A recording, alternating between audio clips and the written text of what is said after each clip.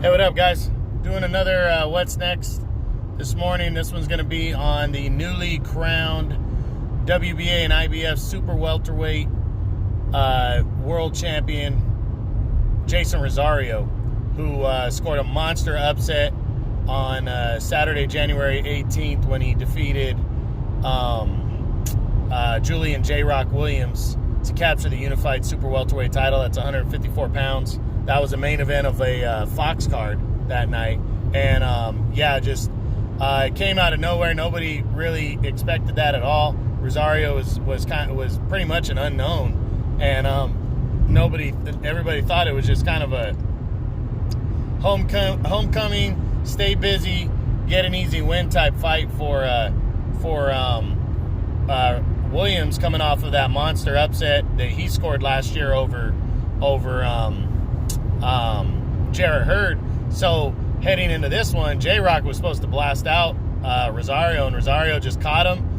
He was putting the pressure on, hurt him, and it really looked like J-Rock had overlooked him, and he got knocked out. So the big question now is, what's next for the new unified Super Welterweight world champion Jeison Rosario?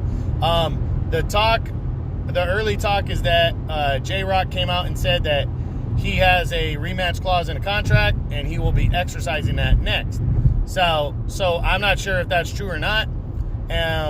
Sometimes that happens, sometimes it doesn't. So let's run through the top 10 and see what the options are for Rosario if that doesn't happen. Let's see if there's any possibilities in the top 10. We start with I've redone the top 10 now at 154. So number one now, Rosario's coming in number two. No, there's a new number one, and that's two-time WBC champion Jermell Charlo. Both guys are with PBC, him and Rosario. If the J-Rock fight doesn't happen, I absolutely think Charlo would fight him and to unify belts. Charlo wants to unify titles. He was looking at a possible J-Rock fight after this fight, after J-Rock was fighting and Rosario. And now that Rosario pulled off the upset, if for some reason the rematch doesn't happen, I definitely think he could face Charlo. So that is an option. Charlo does not have to make a mandatory next. At least I don't think he does. So Charlo right now is can pretty much fight who he wants from all intents and purposes. So that's something right there. Next at number 3 now is Julian J-Rock Williams. Well, I would wager that he's probably going to face J-Rock, but J-Rock's going to have to want that fight for sure. If he does want that and he wants to go in there and take that risk again in the immediate fight, his immediate next fight, then yeah, that fight's probably going to happen. If it truly is an immediate rematch clause, then that fight's going to happen next, most likely in May or June. So hopefully we hear a little bit more soon on if that's a for sure thing or not. Number 4 is Jarrett Hurd, the former unified champ. I don't think Rosario is going to take a risk against a guy like Hurd when he could fight a guy like Charlo next. But I wouldn't completely rule it out because they are both with the PBC. So Hurd just won this past weekend. He's back. And, I just think a Charlo fight is a bigger fight, bigger name, and, an extra title on the line. So I don't see Rosario facing him unless he had to face him, because Hurd is the number one contender in the WBA right now. And I'm not sure if the WBA, if J-Rock decided he didn't want to exercise his rematch clause, I'm not sure if the WBA would make a mandatory fight between Hurd and Rosario. So we just got to wait and see. Possible. I don't think likely, but possible.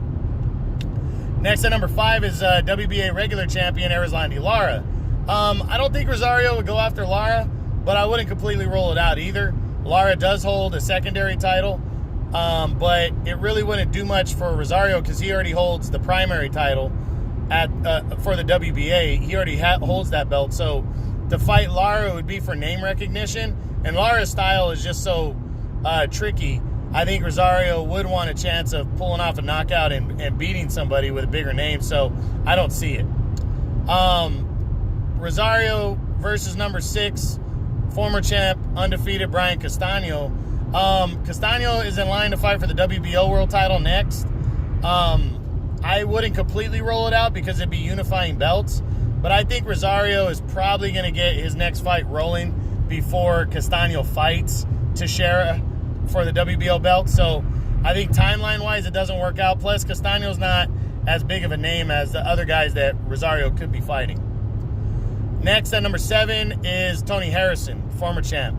Another fight, if he were forced into an optional defense, Rosario, like if he could grant himself an optional defense and fights didn't work out to unify belts, I think he could fight Harrison, but I think a Charlo fight makes more money for him and makes more sense, and there's another title on the line.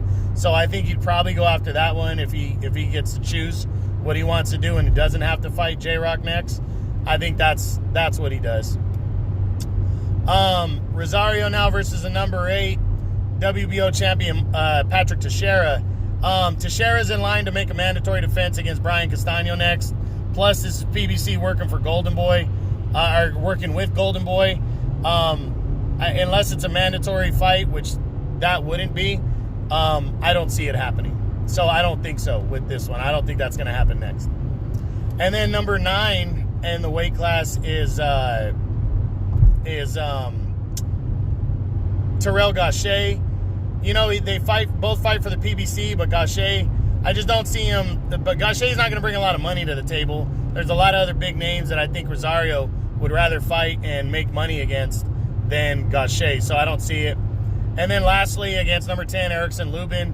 Another guy. Lubin is not a big name. He's been there for a world title. It'd be a high risk, and he could face bigger name fighters, and I just don't see him taking on a guy like Lubin next. So that's it now for the top 10. So the most likely option is that Rosario's going to face J-Rock in an immediate rematch is the most likely option. But I think the second one is a unification with Jermell Charlo. I think that's the second best option for him. And then third, I think is either an Erislandy Lara or a Tony Harrison fight if those fights are there for Rosario. But I really believe if he doesn't face J-Rock, that he's probably going to face Jermell Charlo next, is what I think. So just got to wait and see what happens. But that's the what's next on the new unified WBA and IBF Super Welterweight champion of the world, Jeison Rosario. Hope you enjoyed it. True Boxing, you've been hit with the truth.